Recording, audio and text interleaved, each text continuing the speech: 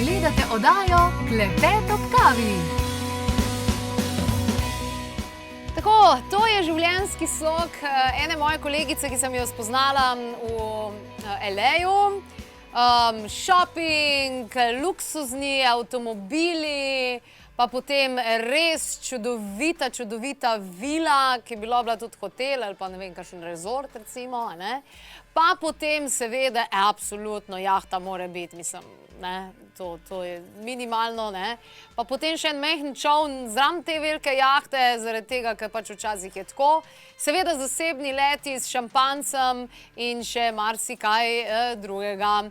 Ja, ampak zanimivo, da ravno ta veliko govori o tem, kaj pomeni spiritualnost, kaj pomeni duhovnost, kaj pravzaprav pomeni živeti v skladu sam s sabo in podobno. A ni to malo skregano z logiko?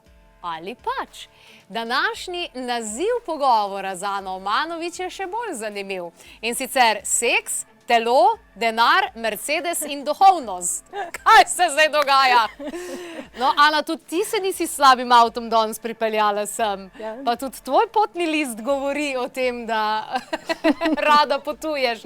Ampak hkrati pa mnogim pomagaš, da pridejo do globih spoznanj o sebi, o svetu, o tem, kako zadeve funkcionirajo ali pa kako lahko funkcionirajo, kadar gremo onkraj vsega skupaj.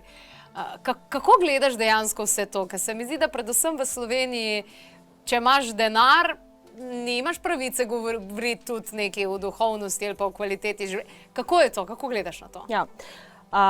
Najprej bi rekla to, in iz tega bi črpala to debato. Naši pogledi ustvarjajo resničnost v zvezi s vsem. Se pravi, hočeš kontakt od te moje frendice?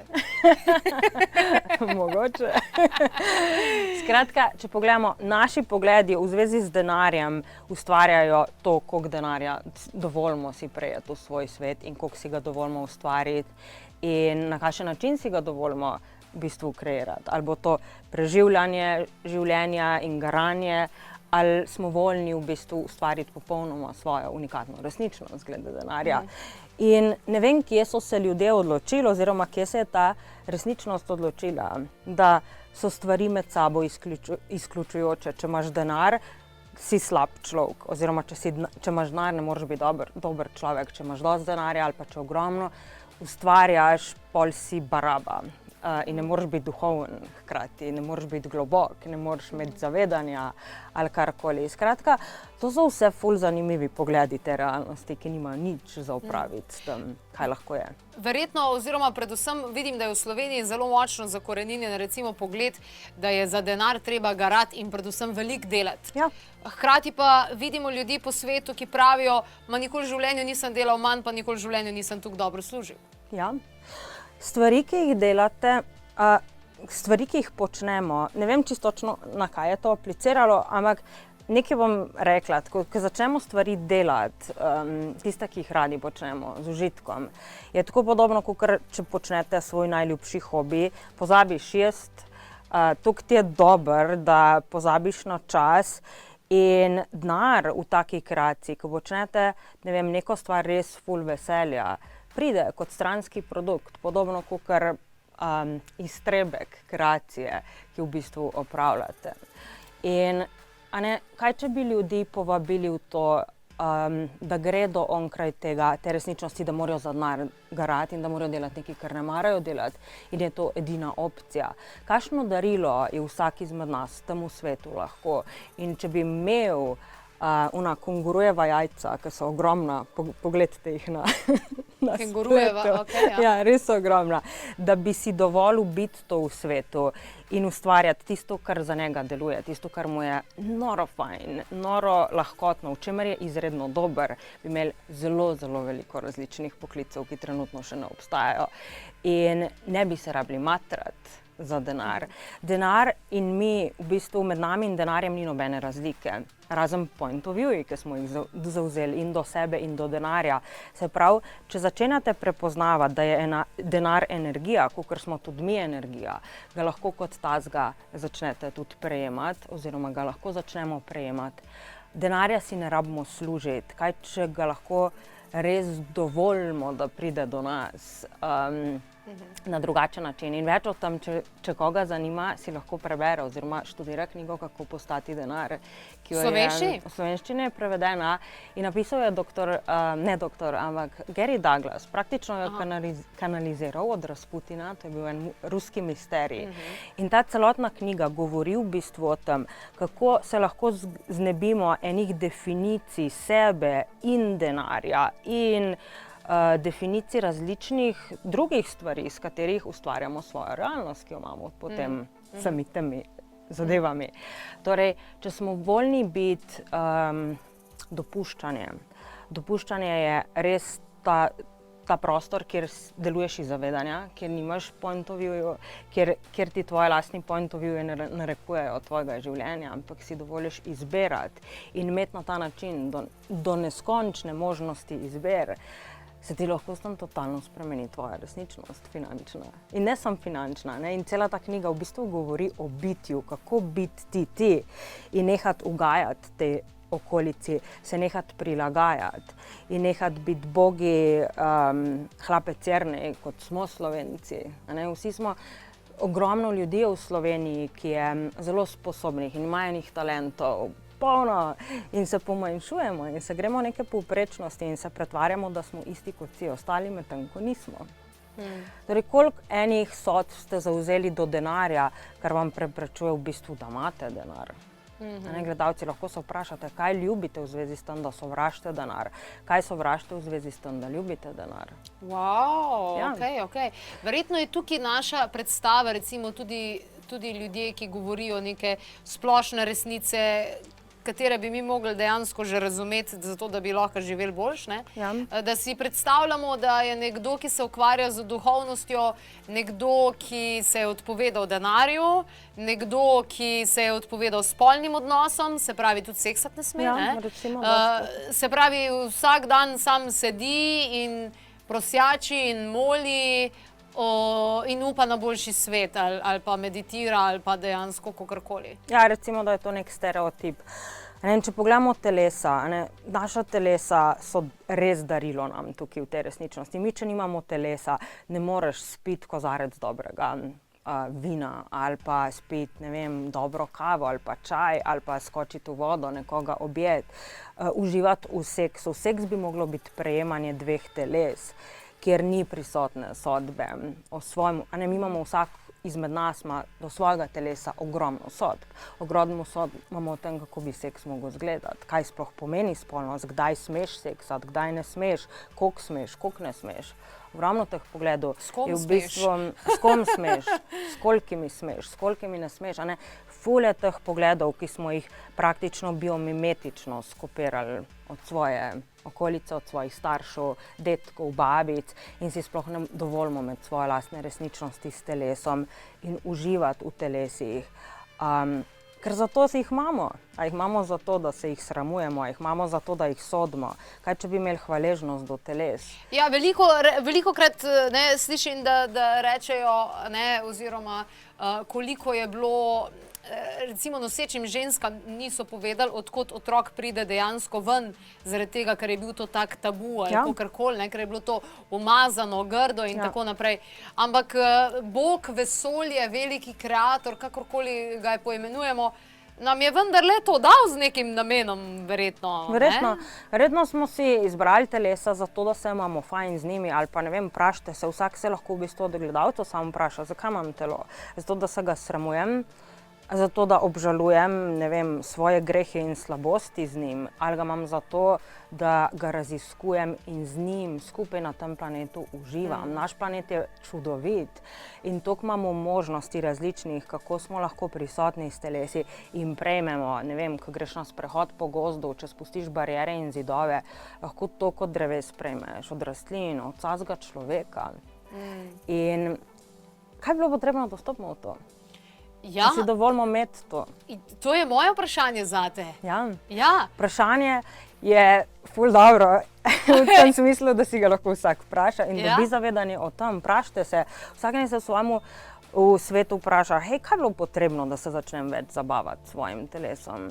In pol naredite tiste stvari, ki vam pridejo. Jaz sem se to vprašala, pa sem pa zanosila. Cool. Mogoče je to nekaj, kar se tvoje telo želelo in Očitno! izbiralo.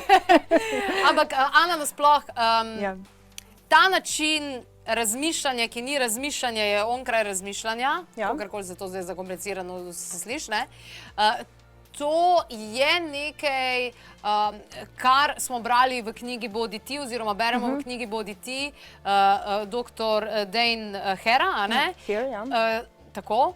In to je nek del access consciousness gibanja, ali kako Ja, v bi bistvu temu access kako bi temu rekel? consciousness, ja, lahko rečemo, da je skupek orodij, procesov, telesnih procesov, ki ljudem pomaga, ki ljudje opomočajo, da vstopijo v to, da vedo, da vedo.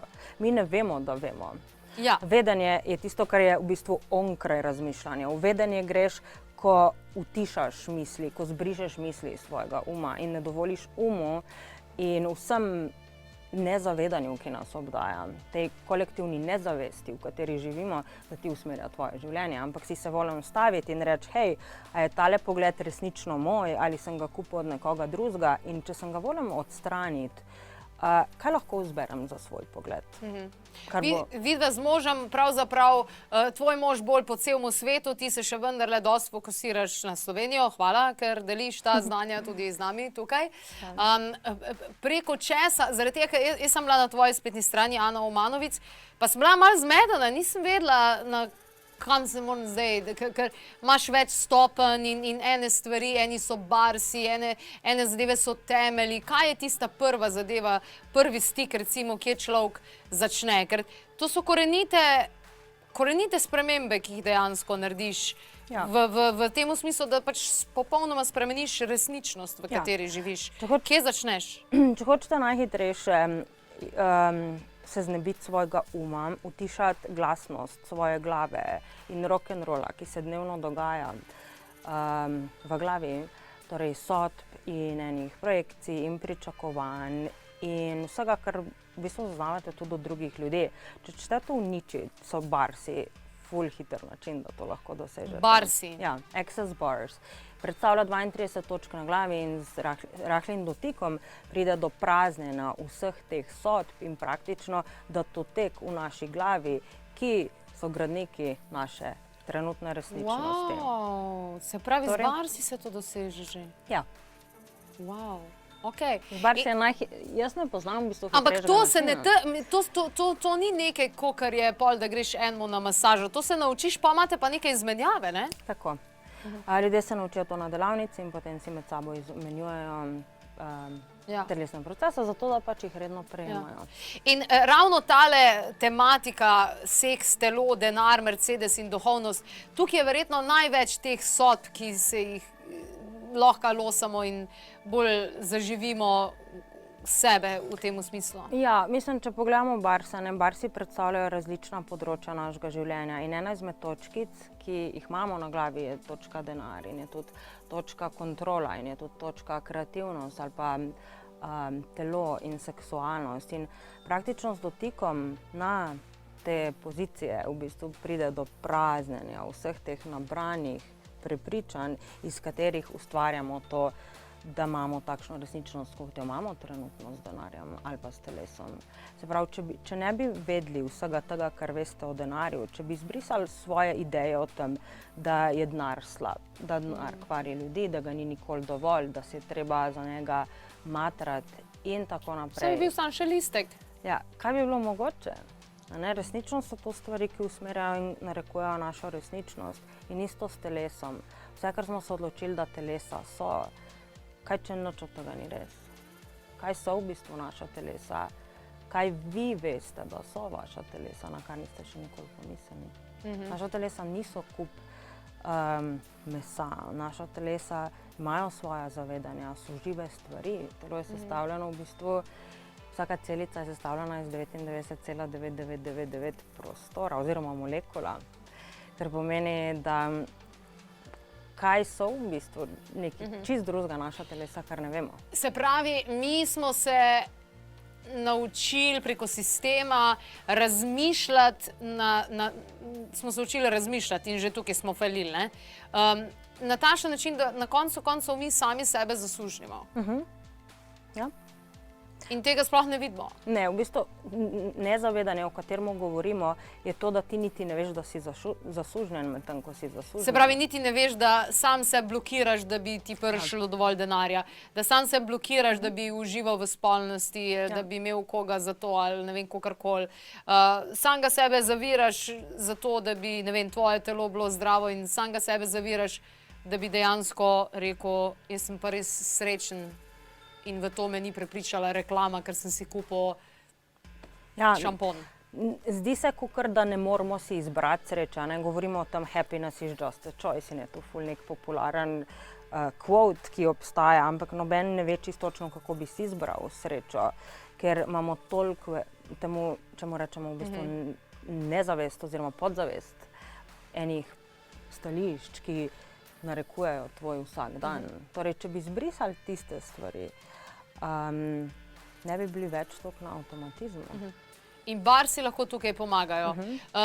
Dogaja se pa še marsikaj drugega dejansko tukaj v neposredni bližini tudi naše dnevne sobe dejansko, te mize, pa to imate dejansko za barse, pa tudi po vsej Sloveniji. Kaj vse se še dogaja? So tudi kakšna predavanja in podobno, da pridemo do dna oziroma da se odcepimo od vsega tega, s čimer se sužnimo.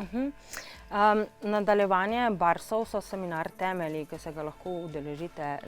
In kar naredimo s temelji, je v bistvu, da uničimo temelje, na katerih ste do zdaj ustvarjali svoje življenje.